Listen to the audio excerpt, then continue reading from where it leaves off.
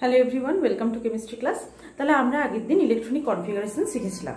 আমরা দেখেছিলাম যে ইলেকট্রনিক কনফিগারেশনটা 1s, 2s, 2p, 3s, 3p, 4s, 3d and so on এইভাবে হয়, তাই তো? প্রথমে 1s ইলেকট্রন গুলো প্রবেশ করে, তারপর 1s ভর্তি হলে তারপরে 2s ইলেকট্রন প্রবেশ করে। 1s এ ম্যাক্সিমাম s, যেহেতু 1s এ ম্যাক্সিমাম দুটো ইলেকট্রন থাকতে পারে, 2s এও ম্যাক্সিমাম দুটো ইলেকট্রন থাকতে পারে। 2p তে 6টা, 3s এ দুটো, p তে 6টা, 4s এ দুটো, আর 3d তে ম্যাক্সিমাম 10টা ইলেকট্রন থাকতে পারে, তাই তো? এতটা পর্যন্ত আমরা শিখেছিলাম এবং আমরা 20 অ্যাটমিক নাম্বার পর্যন্ত ইলেকট্রনিক কনফিগারেশন পুরোপুরি করে ফেলেছিলাম। তাহলে আজকে আমরা কি করব? আজকে 21 থেকে 30 পর্যন্ত আমরা বাড়ির কাজ হিসাবে নিয়েছিলাম, তাই না? তো 21 থেকে 22 পর্যন্ত দেখবেন, 30 পর্যন্ত আমরা দেখি করতে পারি কিনা। তাহলে স্ক্যান্ডিয়াম, এটার কি হবে না, 21টা ইলেকট্রন আছে, তাই তো? 21টা ইলেকট্রন আছে, কিভাবে ভর্তি হবে না, 1s2, 2s2, 2p6, 3s2, 3p6, 4s2।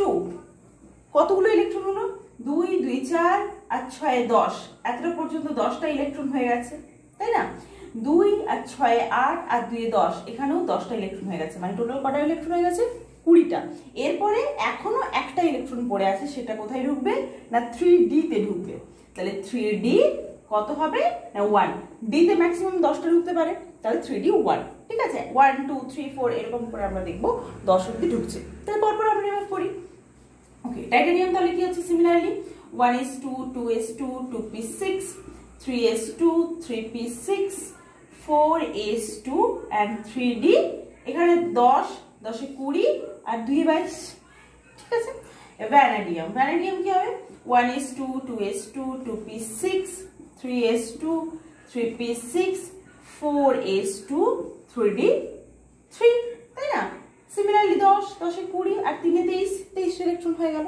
ওকে, chromium 1s2, 2s2, 2p6, 3s2, 3p6, 4s2, 3d 4, তাই না? এরকমই তো মনে হচ্ছে। আচ্ছা, আমরা শুরুতে দেখিনি, এখানে হচ্ছে গিয়ে 4s আঁকলাম আর এটা করলাম গিয়ে 3d। তাহলে এটা হচ্ছে গিয়ে 4s, এটা 3d। d মানে কটা অরবিটাল? 5টা, 1 2 3 4 5। তাহলে 4s এ দুটো ইলেকট্রন আছে আর d তে আছে একটা ইলেকট্রন। ওকে, আচ্ছা, এখানে 4s আর 3d সিমিলারলি একে নি। তাহলে 4s এ আছে গিয়ে আমার দুটো ইলেকট্রন আর 3d 1 2 3 4 5, 3d তে আছে দুটো ইলেকট্রন। আউগাও প্রিন্সিপাল অনুযায়ী যাচ্ছে, ঠিক আছে? আচ্ছা, এখানেও তাই, 4s 2 দুটো ইলেকট্রন and 3d 3, তার মানে 1 2 3 4 5, 1 2 3, তিনটে ইলেকট্রন হয়ে গেল। ওকে, এইবার আসছি ক্রোমিয়াম। ক্রোমিয়ামে কি আছে তাহলে? 4s and 3d, 1 2 3 4 5টা। তাহলে 4s এ দুটো ইলেকট্রন and 3d তে 1 2 3 4, চারটে ইলেকট্রন। আচ্ছা, হুমস রুল বলেছিল না যে half field and full filled orbital are more stable than greater than half filled and less than half filled, তাই না? যদি হাফ ফিল্ড হয়ে যায়, দেখো এটা যদি, এটা চারটে ইলেকট্রন আছে আর একটা ইলেকট্রন পেয়ে গেলেই তো হাফ ফিল্ড হয়ে যাবে, যাবে না? তাহলে আর যদি কোনোভাবে একটা ইলেকট্রন পেয়ে যায় তাহলে এটা 5টা ইলেকট্রন হয়ে গেল, মানে 5টা হয়ে গেল, মানে কটা, মানে কি হাফ ফিল্ড হয়ে গেল। তাহলে হাফ ফিল্ড হয়ে গেলে এ তো বেশি স্টেবল হয়ে যাবে। লেস দেন হাফ ফিল্ডের চাইতে হাফ ফিল্ড হয়ে গেলে বেশি স্টেবল হবে না, তাই না? তাহলে ও একটা ইলেকট্রন কোথার থেকে পাবে? ও ভাববে একটা ইলেকট্রন আমি কোথার থেকে পাবো। তখন কি করবে? তখন 4s এখানে যে পেয়ার আপ হয়ে আছে সে তার এই পেয়ার আপ অবস্থাটা নষ্ট করে দেবে এবং একটা ইলেকট্রন এখানে শিফট করে যাবে। বোঝা গেছে? মানে এখানে যে পেয়ার আপ অবস্থায় দুটো ইলেকট্রন ছিল, এখানে এটা দুটো ইলেকট্রন ছিল তো, 4s2 and 3d 4, তাই তো ছিল? তো এখান থেকে একটা ইলেকট্রন অ্যাকচুয়ালি শিফট করে যাবে 3d তে। বোঝা গেছে? তার মানে 3d 4 হওয়ার কথা অ্যাকচুয়ালি, তার মানে এটা কি হয়ে যাবে? 3d 4 না হয়ে যাবে 3d 5। ক্লিয়ার? আর কোথা থেকে ইলেকট্রনটা পেলো? 4s থেকে পেলো। 4s এর একটা ইলেকট্রন ওখানে শিফট করলো, দ্যাট মিনস 4s2 না হয়ে হবে 4s1। ক্লিয়ার? তাহলে ক্রোমিয়াম হচ্ছে কি একটা এক্সেপশন কেস। অ্যাকচুয়ালি এক্সেপশন নয়, ও বেশি স্টেবিলিটি পাওয়ার জন্য এটা করে। বোঝা গেছে? কি করে না, ও 3d5 হয়ে গেলে বেশি স্টেবল হবে, যেহেতু এটা হাফ ফিল্ড হয়ে গেল, তাই না? তাহলে হাফ ফিল্ড যদি হয় তাহলে বেশি স্টেবল হয়ে যাবে। এই স্টেবিলিটিটা পাওয়ার জন্যে ও 4s থেকে একটা ইলেকট্রন 3d তে চলে যায়। মানে অ্যাকচুয়াল ইলেকট্রনিক কনফিগারেশনটা 4s2 3d4 না হয়ে কি হবে না 4s1 3d5। ক্লিয়ার? তাহলে দেখা যাক পরেরগুলো কি হবে। তাহলে এবার আসছি ম্যাঙ্গানিজ।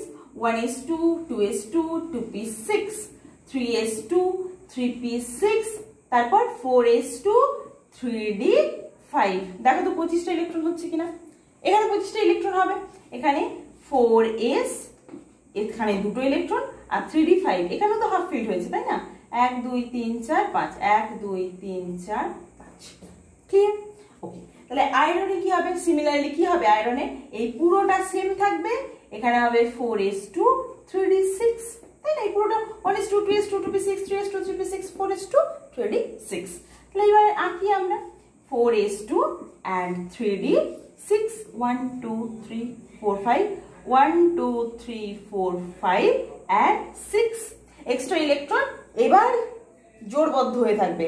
ওই বলেছিলাম তো যে কোনো একটা বিয়ে বাড়ি বা ভোজ বাড়িতে খাওয়ার মতো, প্রথমেই তুমি যতগুলো খেতে পারবে ততগুলো দেবে না, সবাইকে আগে সম পরিমাণ দেবে, তারপর এক্সট্রা থাকবেই বিয়ে বাড়িতে, যাই হোক এক্সট্রা থাকলে তখন আবার রিপিট করবে। ব্যাপারটা ঠিক সেই রকম। ক্লিয়ার?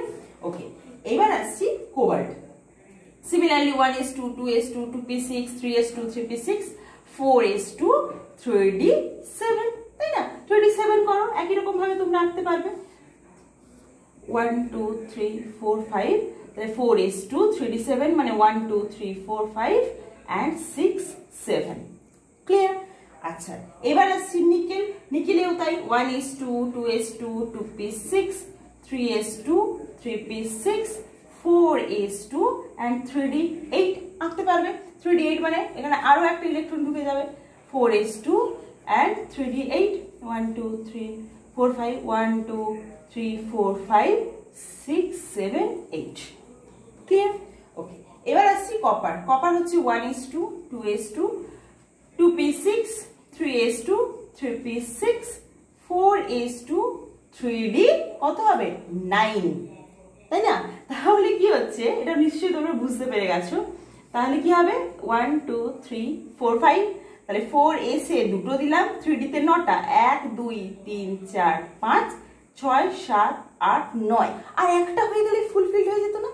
আর একটা যদি ইলেকট্রন পেত তাহলে তো ফুলফিল হয়ে যেত, তাই না? লাইক ক্রোমিয়াম একটা ইলেকট্রন এর কাছ থেকে নিয়ে নিয়েছিল বলেই তো ও হাফ ফিল হয়ে গেল। সিমিলারলি একটা ইলেকট্রন যদি 4s থেকে পেয়ে যায় তাহলে তো ফুলফিল হয়ে যাবে, তাই না? তাহলে 3d5 and 3d10 orbital are more stable, কারণ এটা হচ্ছে ফুলফিল্ড অরবিটাল, পুরোপুরি সম্পূর্ণ ভর্তি হয়ে গেছে, আর হচ্ছে হাফ ফিল্ড অরবিটাল, মানে 5টা অরবিটালে 5টা ইলেকট্রন সিঙ্গলি ফিল হয়েছে, তার মানে হাফ ফিল্ড হয়েছে। Fulfilled orbital and half filled orbital are more stable rather than other যে কনফিগারেশন গুলো আছে তার তুলনায়, তাই না? তাহলে এটাও এক্সেপশনাল কেস, এটাও 4s2 3d9 না হয়ে কি হবে না 4s1, আর এই একটা ইলেকট্রন শিফট করে যাবে কোথায় না এখানে 3d10, ফুলফিল হয়ে গেল। ক্লিয়ার? এবার জিঙ্কটা কি হবে? জিঙ্কটা তোমরা সবাই পারবে, করো। কি হবে জিঙ্কটা? 1s2 2s2 2p6 3s2 3p6 4s2 and 3d10। Clear? তাহলে 3d10 এবার 4s2, এখানে দুটো ইলেকট্রন ঢুকে গেল, আর 3d10 1 2 3 4 5, 1 2 3 4 5, রিপিট করো 6 7 8 9 10, 10টা ইলেকট্রন। ক্লিয়ার? এই যে 10টা ইলেকট্রন ক্লিয়ার হয়ে গেছে। তাহলে জিঙ্কটা সবচেয়ে বেশি স্টেবল হবে। ক্লিয়ার? তাহলে আমরা 21 থেকে 30 পর্যন্ত ইলেকট্রনিক কনফিগারেশনগুলো দেখে নিলাম এবং আমরা দেখতে পেলাম যে এখানে দুটো এক্সেপশনাল কেস আছে, একটা হচ্ছে ক্রোমিয়াম আর একটা হচ্ছে জিঙ্ক।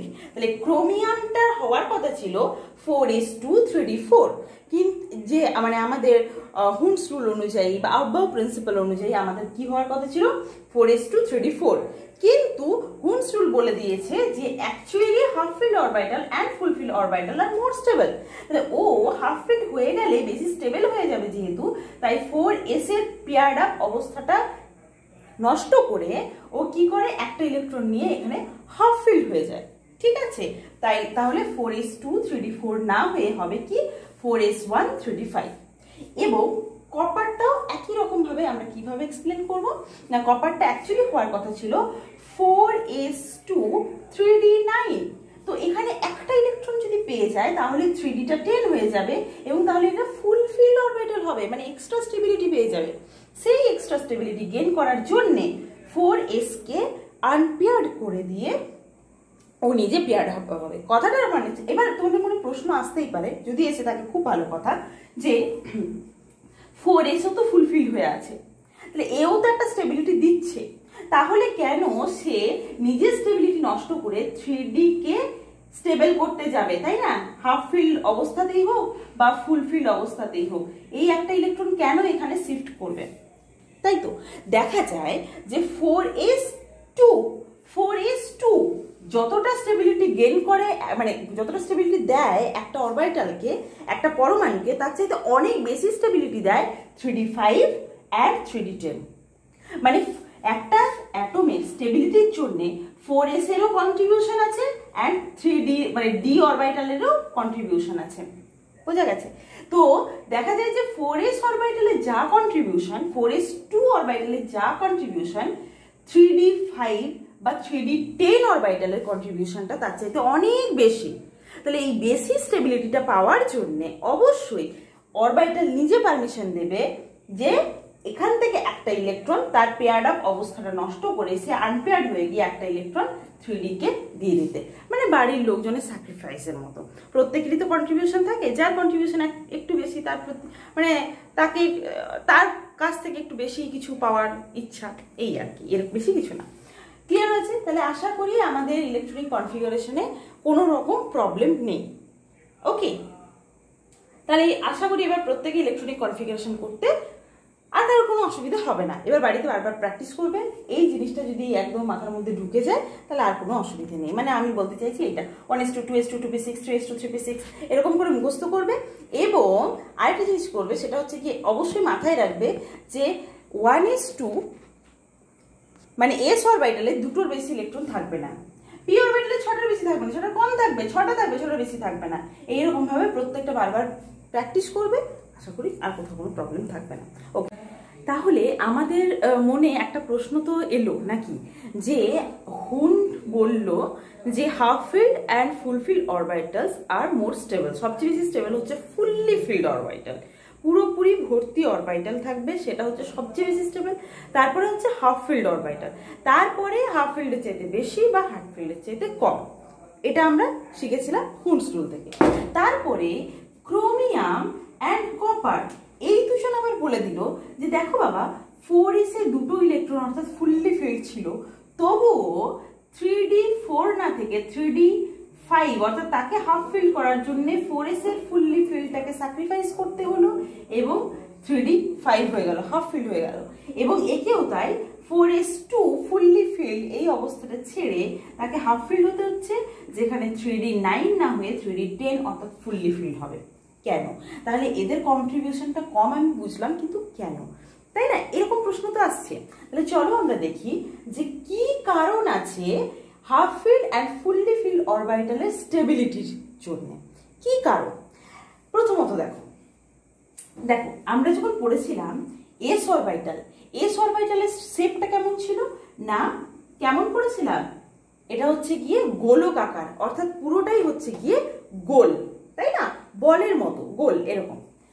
তাহলে ভেতরে যদি নিউক্লিয়াস থাকে আর এস মানে কি একটাই মাত্র অরবিটাল, তাতে অপোজিট স্পিনিং এ ইলেকট্রন থাকে। ওকে, তাহলে তাহলে এই অপোজিট স্পিনিং এর যে ইলেকট্রন একটাই মাত্র অরবিটালে থাকবে, তাহলে এরা কি হবে, এরা দেখো একটা কথা বোঝো, আগে আমরা এটা বুঝে নিই, সেম স্পিনিং আর অপোজিট স্পিনিং বা সেম স্পিনিং, এরা হচ্ছে গিয়ে সেম স্পিনিং এর অরবিটাল আর এটা হচ্ছে অপোজিট স্পিনিং এর অরবিটাল। এই কথাটা আমি আগের ক্লাসে আবার বলেছি, মানে এই চ্যানেলে নয়, অন্য একটা চ্যানেলে। তোমাদের লিঙ্ক দেখবে, আগের ভিডিওটা ডেসক্রিপশন বক্সে দেওয়া আছে, এই ভিডিওরও ডেসক্রিপশন বক্সে আমি দিয়ে দেবো, আমি তবু আবার বলে দিচ্ছি। দেখো ইলেকট্রন মানে কি, নেগেটিভলি চার্জ তো, তাই না, নেগেটিভলি চার্জড। তো এই ইলেকট্রনটাও নেগেটিভলি চার্জড, এটাও নেগেটিভলি চার্জড। এবার আমরা কি জানি, সম চার্জ পরস্পরকে কি করে, বিকর্ষণ করে, সম আধান পরস্পরকে বিকর্ষণ করে। ওকে, তাহলে এরাও পরস্পরকে বিকর্ষণ করার কথা, এদেরও পরস্পরকে বিকর্ষণ করার কথা, এদেরও পরস্পরকে বিকর্ষণ করার কথা। কিন্তু দেখা যায় যে এইভাবে যদি ইলেকট্রন থাকে তাহলে অবশ্যই সেখানে রিপালশনই হবে, সেখানে কোনো অ্যাট্রাকশন হবে না। কিন্তু ইলেকট্রনগুলো যেহেতু অপোজিট স্পিনিং এ থাকে, তাই সেখানে অ্যাট্রাকশনই হয়। কেন হয়, এও তো নেগেটিভলি চার্জ, এও তো নেগেটিভলি চার্জ, হোক না স্পিনিং আলাদা, চার্জটা তো তাদের মধ্যে থাকবে, এর মধ্যেও থাকবে, এর মধ্যেও থাকবে। তাহলে কেন তবু তারা পরস্পরকে আকর্ষণ করে, তারা কেন একসাথে থাকে, জোড়বদ্ধ অবস্থায় পেয়ার্ড আপ হয়ে থাকে কেন? কারণ দেখো, এটার স্পিনিং হচ্ছে গিয়ে প্লাস হাফ আর এর স্পিনিং হচ্ছে গিয়ে মাইনাস হাফ। অর্থাৎ এ যদি ক্লকওয়াইজে ঘোরে, এ ঘুরবে কেমন হবে, অ্যান্টি ক্লকওয়াইজ, তাই না? কোথায় ঘোরে না, নিউক্লিয়াসের চারপাশে ঘোরে। একজন ক্লকওয়াইজ ভাবে ঘুরতে থাকবে, তো আরেকজন কেমন ভাবে ঘুরতে থাকবে না, অ্যান্টি ক্লকওয়াইজে ঘুরতে থাকবে। ব্যাপারটা সলিনয়েডের মতো না? সলিনয়েড মানে কি, একটা রড আমি নিলাম, তার চারপাশে আমি কি করলাম না, সরু তারকে পেঁচিয়ে দিলাম। আমরা পড়েছি যে সরু তারকে যদি এইভাবে পেঁচিয়ে দেওয়া হয়, যে সিস্টেমটা তৈরি হয় তাকে বলা হয় সলিনয়েড। এবার যদি তাতে ইলেকট্রিসিটি পাঠানো হয়, তাহলে যদি প্যাচটা ক্লকওয়াইজ থাকে তখন সেখানে সাউথ পোল তৈরি হয়, আমরা পড়েছি না? প্যাচটা যদি ক্লকওয়াইজ থাকে তখন সেখানে সাউথ পোল তৈরি হয়, এবং যদি এই প্যাচটা অ্যান্টি ক্লকওয়াইজ দেওয়া হয় তাহলে সেখানে নর্থ পোল তৈরি হয়। ব্যাপারটা তো সেরকম। দেখো একটা দণ্ড মানে কি, রিজিড একটা সিস্টেম, তো নিউক্লিয়াস তো রিজিড সিস্টেমই, নিউক্লিয়াসের ভেতরে প্রোটন আছে, নিউট্রন আছে, ভারী ভারী দুটো কণা আছে, আর একটা ছোট্ট জায়গার মধ্যে আছে, তারপরে নিউক্লিয়াসটা ভীষণ রিজিড একটা জায়গা। তাহলে সেখানে যখন ইলেকট্রনগুলো ঘুরছে, তাহলে যদি সেম স্পিনিং এ থাকে তাহলে সেম পোল তৈরি করবে, তাই না? হয় নর্থ তৈরি করবে যদি অ্যান্টি ক্লকওয়াইজ ঘোরে, আর যদি ক্লকওয়াইজ ঘোরে তাহলে সাউথ পোল তৈরি করবে। দুটোই যদি আমার একই দিকে ঘোরে তাহলে একই পোল তৈরি হচ্ছে, আর একই পোল পরস্পরকে কি করবে, রিপেল করবে, তাহলে থাকতে পারবে না। থাকতে পারার জন্য কি করবে, দুটো অপোজিট স্পিনিং এ ঘুরলো, একটা কি করলো, একটা অ্যান্টি ক্লকওয়াইজ ঘুরলো এবং একটা ক্লকওয়াইজ ঘুরলো। তাহলে নিউক্লিয়াস তার চারপাশে একটা ক্লকওয়াইজ ঘুরছে আর একটা অ্যান্টি ক্লকওয়াইজ ঘুরছে, তাহলে দুটো অপোজিট পোল তৈরি করছে, আর অপোজিট পোল পরস্পরকে কি করবে, আকর্ষণ করবে। সেই জন্যে এরা সেম চার্জড হলেও যেহেতু এদের স্পিনিংটা আলাদা, তাই তারা পেয়ার্ড আপ অবস্থাতেই বেশি স্টেবিলিটি পায়। বোঝা গেছে? সেই জন্যে যখন ফুললি ফিল্ড হয়ে যায়, 1 2 3 4 5 দিতে 5টা অরবিটাল, যখন ফুললি ফিল্ড হয়ে যায় তখন কি হবে না, তারা পেয়ার্ড আপ অবস্থায় থাকবে, তাই না? পেয়ার্ড আপ অবস্থায় থাকছে এবং অপোজিট স্পিনিং এ থাকছে, তাহলে এরা সবচেয়ে বেশি স্টেবিলিটি পাবে। সেই জন্য fully filled orbitals are more stable than less than full filled. Clear? তাহলে হাফ ফিল্ড অরবিটাল কেন স্টেবল? এটা তো হাফ ফিল্ড হয়ে আছে, এ তো আর ফুল ফিল্ড নেই, এখানে তো আর এরকম অপোজিট স্পিনিং এর কোনো খেলা নেই, তাই না? এখানে তো সবাই একই স্পিনিং এ আছে, তাহলে কেন হয়?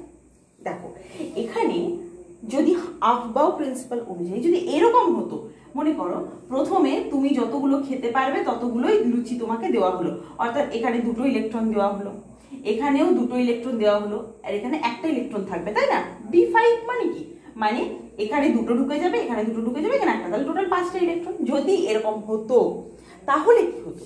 তাহলে দেখো তখন দুটো অরবিটাল ফাঁকা থাকছে, ঠিক আছে?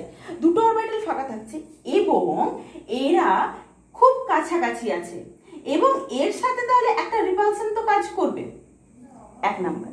2 নাম্বার হচ্ছে এখানে আরেকটা জিনিস কাজ করে, সেটা হচ্ছে এক্সচেঞ্জ এনার্জি। কি কাজ করে না, এক্সচেঞ্জ এনার্জি। এক্সচেঞ্জ এনার্জি জিনিসটা কি? জিনিসটা হচ্ছে এরা যখন সেম স্পিনিং এ থাকবে তখন প্রত্যেকটা ইলেকট্রন প্রত্যেকের সঙ্গে এক্সচেঞ্জ করবে।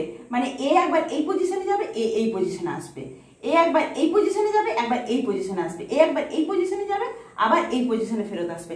এরকম করে নিজেদের পজিশনটা ক্রমাগত কি করবে বলতো, এক্সচেঞ্জ করবে, বিনিময় করবে। ক্লিয়ার হয়েছে? তাহলে এইরকম এক্সচেঞ্জ করতে গেলে নিজেদের শরীর থেকে কি হচ্ছে, ঘাম ঝরছে, মানে এনার্জি রিলিজ হচ্ছে। যত নিজেদের মধ্যে এক্সচেঞ্জ করবে, পজিশনের এক্সচেঞ্জ করবে, তত নিজেদের ওই এক্সচেঞ্জ এনার্জি, এক্সচেঞ্জ করার জন্য যে এনার্জিটা লাগে তাকে এক্সচেঞ্জ এনার্জি বলে। ঠিক আছে? তাহলে সেই এনার্জিটা কি করবে বলতো, রিলিজ করবে। যত এনার্জি রিলিজ করবে তত সিস্টেমটা স্টেবল হবে। মাথায় রাখবে, সিস্টেমের স্টেবিলিটির একটাই সবচেয়ে গুরুত্বপূর্ণ রিজন হচ্ছে তার এনার্জিটাকে ডিক্রিজ করতে হবে। তাহলে 1 নাম্বার আমি কি বলছি, এখানে এক্সচেঞ্জ এনার্জি কাজ করছে। প্রথমত সেম স্পিনিং এ থাকে, আমরা পড়েছিলাম তাই না? তো সেম স্পিনিং এ থাকলে কি হবে, হুডস রুল বলেছিল প্রত্যেকটা সেম স্পিনিং এ থাকবে। তাহলে সেম স্পিনিং এ থাকলে ওদের এক্সচেঞ্জ করতে সবচেয়ে বেশি সুবিধা হবে, এক্সচেঞ্জ হবেই। যদি অপোজিট স্পিনিং এ থাকতো তাহলে কিন্তু এক্সচেঞ্জ করতে পারতো না। এক্সচেঞ্জ করতে যদি না পারে তাহলে এক্সচেঞ্জ এনার্জিটা রিলিজও করতে পারবে না, এক্সচেঞ্জ এনার্জিটা সে রিলিজও করতে পারবে না। তাহলে রিলিজ করার জন্যে তাদের সবাইকে সেম স্পিনিং এ থাকতে হবে। তাহলে দেখো তো এখানে কতগুলো এক্সচেঞ্জ এনার্জি কাজ করছে, দেখো 1টা 2টো 3টে 4টে, এখানে 4টে এক্সচেঞ্জ এনার্জি কাজ করছে, সেটা এই ইলেকট্রনটার রেসপেক্টে, তাই না? এবার এই ইলেকট্রনটার রেসপেক্টেও তো হবে। তাহলে এই ইলেকট্রনটার রেসপেক্টে এই এক্সচেঞ্জটা আমি ধরলাম, এবার আমাকে এই এক্সচেঞ্জটাও তো ধরতে হবে নাকি? এটা একটা, আমি অন্য কালারের পেন দিয়ে দেখাই। এই যে এইটা একটা এক্সচেঞ্জ, তারপর এটা একটা এক্সচেঞ্জ, তারপর এটা একটা এক্সচেঞ্জ। এখানে কটা এক্সচেঞ্জ হলো? টোটাল 3টে এক্সচেঞ্জ হলো। ঠিক আছে? সিমিলারলি এই ইলেকট্রনটা হলো, এবার এই ইলেকট্রনটাও একটু এক্সচেঞ্জ করবে। তাহলে এই এক্সচেঞ্জ একটা আর দুটো, তাহলে টোটাল এখানে এই ইলেকট্রনটার জন্য 2টো এক্সচেঞ্জ এনার্জি হলো, তাই না? এর সাথে এটা আগেই ধরেছি, এটাও ধরেছি তার আগে, এর মধ্যে ঢুকে আছে আগেরটা আর তার আগেরটা এর মধ্যে ঢুকে আছে, তাই না? আচ্ছা, এবার এই ইলেকট্রনটার এক্সচেঞ্জ এনার্জি কি হবে না, এর একটাই এক্সচেঞ্জ হবে। এর সাথে আগের এক্সচেঞ্জটা ধরা আছে এখানে, এর সাথে এই আগের এক্সচেঞ্জটা ধরা আছে এই যে ব্ল্যাক কালারের দেখানো হয়েছে এখানে, আর তার আগেরটা দেখানো হয়েছে একদম শুরুতে। তাহলে এখানে আরো একটা এক্সচেঞ্জ। টোটাল কটা এক্সচেঞ্জ এনার্জি কাজ করছে না, 4 আর 3 7 8 9 10, টোটাল 10 বার এক্সচেঞ্জ হবে, মানে 10 টাইমস এক্সচেঞ্জ এনার্জি রিলিজ করবে। বোঝা গেছে? সেখানে দেখো এখানে তো সেইভাবে এক্সচেঞ্জ কখন কখন করতে পারবে, এই ইলেকট্রনটার সাথে এই ইলেকট্রনটা এক্সচেঞ্জ করতে পারবে একবার, তাই না? আর এই ইলেকট্রনটার সাথে এই ইলেকট্রনটা এক্সচেঞ্জ করতে পারবে দুবার, তাহলে 2 প্লাস এই ইলেকট্রনটার সাথে এই ইলেকট্রনটা এক্সচেঞ্জ করতে পারবে একবার, 1 প্লাস দেখো আরেকটা কোনটা যাবে, এই ইলেকট্রনটা এক্সচেঞ্জ করতে পারবে এটার সাথে একবার, মানে একবার। তাহলে টোটাল কবার এক্সচেঞ্জ হলো? যদি এইভাবে থাকতো তাহলে এক্সচেঞ্জ এনার্জি কটা হতো, 2 আর 1 3 আর 1 4। তাহলে যদি তারা হাফ ফিল্ড থাকে তাহলে 10 টাইমস এক্সচেঞ্জ এনার্জি রিলিজ হবে। আর যদি তারা এইভাবে পূর্ণ হতো তাহলে কতগুলো এক্সচেঞ্জ এনার্জি কাজ করতো না, 4টে। বোঝা গেছে? তাহলে দেখো ক্রোমিয়াম 4s1 3d5, আবার বলি ক্রোমিয়াম 24, তো ভ্যালেন্সের ইলেকট্রনিক কনফিগারেশনটা কি ছিল না, 3d5 and 4s1, এটাই তো হওয়ার কথা। মানে হওয়ার কথা ছিল কি, হওয়ার কথা ছিল 4s2 3d5, সেটা না হয়ে কি হলো না 4s1 3d5। এইভাবেও লেখা যায়, যেহেতু দেখো 4 মানে n এর ভ্যালু বেশি না 3 এর চাইতে, তাই কে পরে লিখেছি, কিন্তু ইলেকট্রন অ্যাকচুয়ালি আগে 4s এ ঢুকবে। মানে এইভাবেও তুমি লিখতে পারো, এইভাবেও লিখতে পারো, কোনো অসুবিধা নেই। তোমরা যখন পরে বারবার প্র্যাকটিস করবে তখন দেখবে এইভাবে লিখছো কোনোটাতে কোনো প্রবলেম হচ্ছে না। ঠিক আছে? ওকে, তাহলে আমার হওয়ার কথা ছিল 4s2 3d5, কিন্তু হচ্ছে কি না 4s1 3d5, sorry 4s2 3d4 হওয়ার কথা ছিল, ভুল বললাম, 4s2 3d4 হওয়ার কথা ছিল, তাই না? আমি করে দেখাবো, 1s2 2s2 2p6 3s2 3p6 4s2 3d4, তবেই না 24টা ইলেকট্রন হচ্ছে, 10 10 এ 20 আর 4 এ 24, তাই না? তার মানে হওয়ার কথা ছিল কি 4s এ থাকবে দুটো ইলেকট্রন আর 3d তে থাকবে 1 2 3 4 1 2 3 4 এরকম চারটে ইলেকট্রন। তাহলে দেখো এখানে এক্সচেঞ্জ এনার্জি কতগুলো কাজ করছে, এক, এটা একটা এক্সচেঞ্জ করবে, দুটো এক্সচেঞ্জ, তিনটে এক্সচেঞ্জ। এই ইলেকট্রনটার জন্য দেখালাম।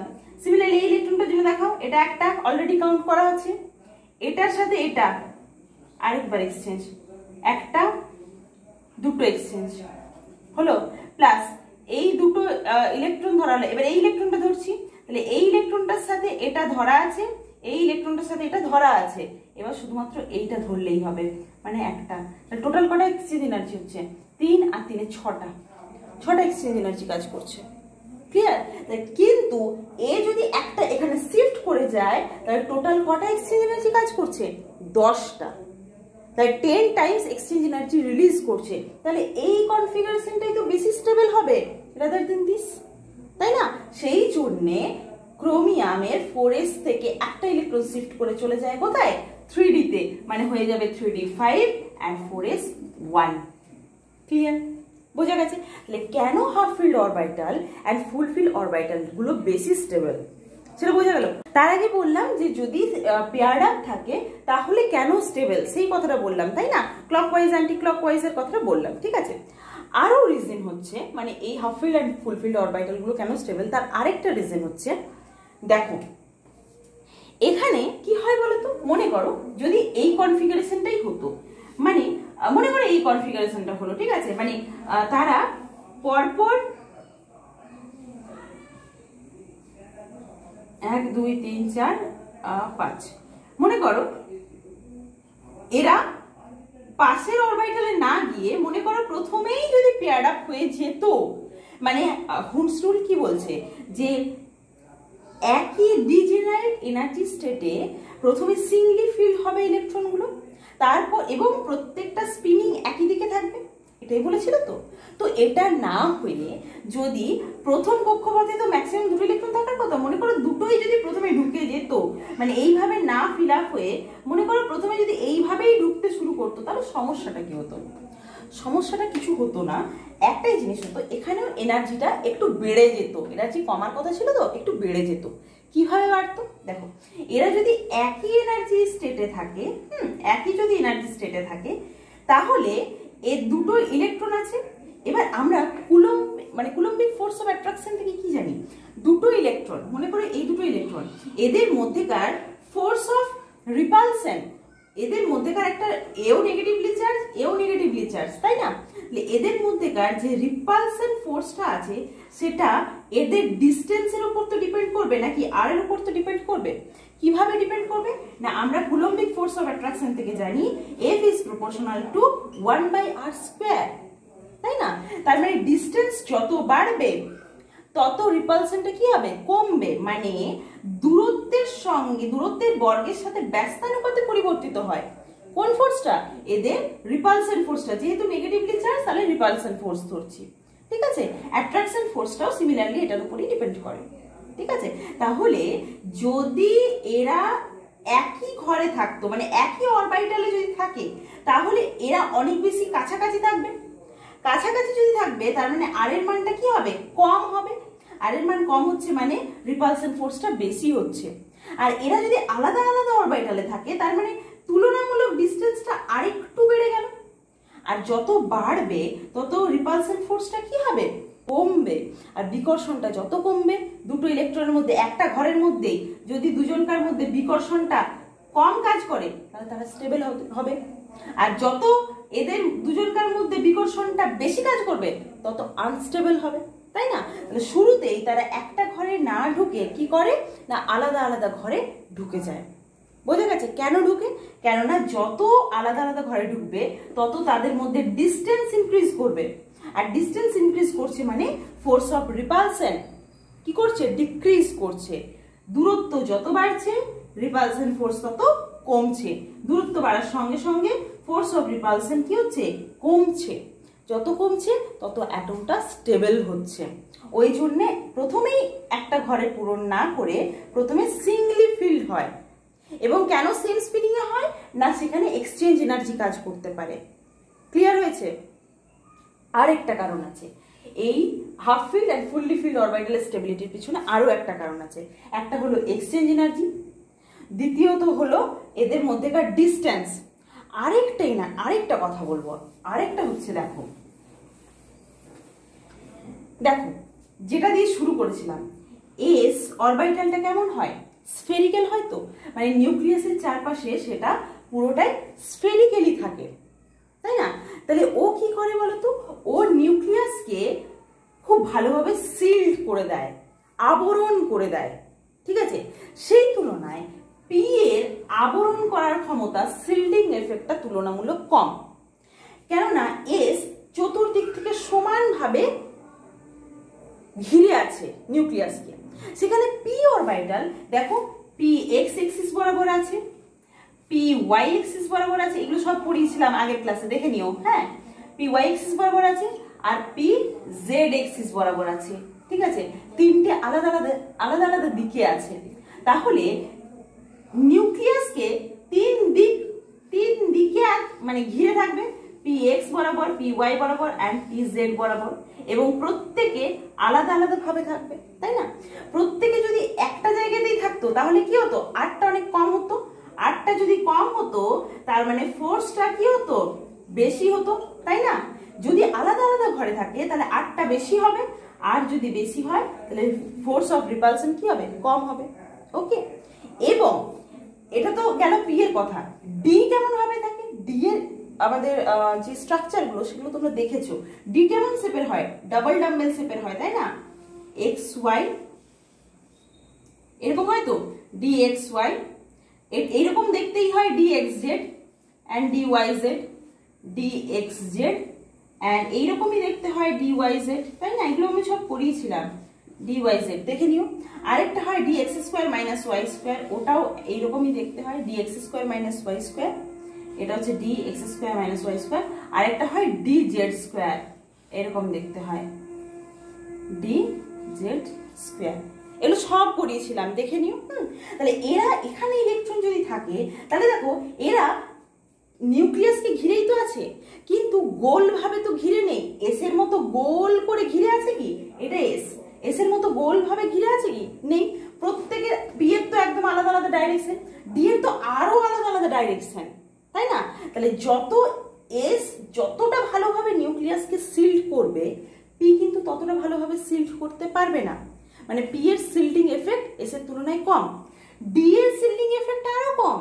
মানে ডি এর মধ্যে যদি ইলেকট্রন থাকে তাহলে ডি নিউক্লিয়াসের চারপাশে এমন ভাবে থাকবে যে নিউক্লিয়াসের চারপাশে সমানভাবে তো আবরণ করে নেই, নিউক্লিয়াসকে সমানভাবে আবরণ করে থাকতে পারবে না। এবার দেখো নিউক্লিয়াসে কে থাকে, পজিটিভ চার্জ প্রোটনগুলো থাকে সবাই। আর এই যে এস কক্ষপথ বলছি বা পি কক্ষপথ বলছি বা ডি বলছি, এখানে কি থাকে না, এখানে থাকে ইলেকট্রন। তাহলে প্রোটন পজিটিভলি চার্জ আর ইলেকট্রন কি চার্জ, নেগেটিভলি চার্জ। তাহলে প্রোটন ইলেকট্রনকে কি করবে, আকর্ষণ করবে। এবার এই নিউক্লিয়াসকে যদি কেউ খুব ভালোভাবে আবরণ করে দেয়, একদম পুরো আবরণ করে দেয়, তাহলে নিউক্লিয়াস কি পারবে ওদেরকে ভালোভাবে আকর্ষণ করতে? নিশ্চয়ই পারবে না, তাই না? তাহলে ভালোভাবে আবরণ কে করে রাখছে, এস করে রাখছে। পি অতটাও ভালোভাবে আবরণ করতে পারছে না, আর ডি এর আবরণ করার ক্ষমতা অনেক কম, সবচেয়ে কম হচ্ছে এফ এর। তার মানে সিল্ডিং এফেক্ট এস এর সবচেয়ে বেশি, তারপরে পি, তারপরে ডি, তারপরে এফ। বোঝা গেছে? তাহলে ডি এর যদি আমার মানে ডি এতে যদি ইলেকট্রনগুলো প্রবেশ করে, ডিতে যদি ইলেকট্রন প্রবেশ করে, তাহলে এস এর তুলনায় এই যে 4s1 থেকে একটা ইলেকট্রন শিফট করে গেল কোথায়, ডিতে। তাহলে 4s2 যদি হতো, ও অনেক ভালোভাবে নিউক্লিয়াসকে আবরণ করে দিত, ফলে নিউক্লিয়াস ওই ইলেকট্রনগুলোকে অত ভালোভাবে আকর্ষণ করতে পারতো না। ডি এর তো তবু তো 4টে ইলেকট্রন থাকতো, তাই না? কথাটা আমার বুঝতে পারছো? আমি বলছি ক্রোমিয়ামের হওয়ার কথা ছিল 4s2 3d4, তাই না? তো যদি 4s2 3d4 হতো তাহলে 4s এ আমার দুটো ইলেকট্রন থাকতো, তাই না? তাহলে এই দুটো ইলেকট্রন সবসময় নিউক্লিয়াসের চারপাশে এরকম করে ঘুরছে, তাহলে ঘুরতো, তাহলে ঘুরলে নিউক্লিয়াসকে অনেক বেশি সিল্ড করে দিত, অনেক বেশি আবরণ করে দিত। ফলে নিউক্লিয়াসের পক্ষে ডি এর আরো তো 4টে ইলেকট্রন আছে নাকি, এই ইলেকট্রনগুলোকে আকর্ষণ করার ক্ষমতাটা তুলনামূলক কমে যেত। তাহলে এখান থেকে যদি একটা ইলেকট্রন শিফট করে ওই ডি তে চলে যেত, যদি চলে যায় তাহলে ডি এর একটা ইলেকট্রন কমে গেল, মানে শিল্ডিং এফেক্টটা এস এর থেকে একটা ইলেকট্রন চলে গেল, তাহলে এস এর শিল্ডিং এফেক্টটা তুলনামূলক কি হয়ে গেল, তুলনামূলক কমে গেল, তাই না? আর ডি এর শিল্ডিং ক্ষমতা তো এমনিতেই কম, কেননা ডি তো আর সব দিক থেকে সমানভাবে নিউক্লিয়াসকে আবরণ করে রাখতে পারবে না। ডি এর শেপ তো আর গোলক আকার নয়, ফুটবলের মতো তো নয়। ডি এর শেপ ডবল ডাম্বেল, হয় এইরকম ভাবে থাকবে তখন এই দিকগুলো ফাঁকা, নইলে এমনি ভাবে থাকবে তখন অন্য দিকগুলো ফাঁকা, মোটামুটি অনেক ফাঁকা জায়গা আছে, তাহলে আবরণ ক্ষমতা অনেক কম, তাই না? তাহলে নিউক্লিয়াসকে আবরণ করার ক্ষমতা ডি এর কম, তাহলে নিউক্লিয়াসের পজিটিভ চার্জ ওই ইলেকট্রনগুলোকে কি করবে, আকর্ষণ করে তার কাছে টেনে নিয়ে আসার চেষ্টা করবে, তাই না? আর যত নিউক্লিয়াস ওই ইলেকট্রনগুলোকে আকর্ষণ করে কাছে টেনে নিয়ে আসবে তত সিস্টেমটা স্টেবল হবে। যা ভাই তুই চলে যা, এরকম করে যদি ছেড়ে দেয় তাহলে কি সিস্টেম স্টেবল হবে? নিশ্চয়ই নয়। তাহলে যত আকর্ষণ করে কাছে টেনে নিয়ে আসবে তত সিস্টেমটা স্টেবল হবে। এই জন্যে 4s2 3d4 না হয়ে 4s1 3d5 হয়। ক্লিয়ার হয়েছে? বা এখানে 4s2 3d9 না হয়ে 4s1 3d10 হয়। কথা বোঝা গেছে? তাহলে কেন ফুল ফিল্ড আর হাফ ফিল্ড অরবিটাল গুলো স্টেবল, আশা করি সবাই বুঝতে পেরেছো। 2 হচ্ছে গিয়ে কি না এই যে শিল্ডিং এফেক্ট, আর 3 হচ্ছে এই যে ডিস্টেন্স। যত ডিস্টেন্স বাড়বে তত ফোর্স অফ রিপালশনটা কি হবে, ফোর্স অফ রিপালশনটা ডিস্টেন্স বাড়ার সঙ্গে সঙ্গে ফোর্স অফ রিপালশনটা কমবে। সেই জন্য একটা ঘরেই না ঢুকে প্রথমে আলাদা আলাদা ঘরে ঢুকে, তারপর এক্সট্রা ইলেকট্রন অপোজিট স্পিনিং এ আসে। অপোজিট স্পিনিং এ কেন আসে না, অপোজিট স্পিনিং এ এলেই তারা বেশি স্টেবল হবে। কেন না, সেম স্পিনিং এ ঘুরলে সেম পোল তৈরি করবে, কিন্তু অপোজিট স্পিনিং এ ঘুরলে অপোজিট পোল তৈরি করবে। অপোজিট পোলগুলো পরস্পরকে কি করবে, আকর্ষণ করবে। সলিনয়েডের কথাটা বললাম। তাহলে আশা করি এই জায়গাটা সবার ক্লিয়ার হয়েছে। সবাই একবার ভালো করে আবার বইটা পড়বে, তাহলে দেখবে এই জায়গাগুলো খুব ক্লিয়ার হয়ে যাবে, আর কোনো অসুবিধাই থাকবে না। ওকে।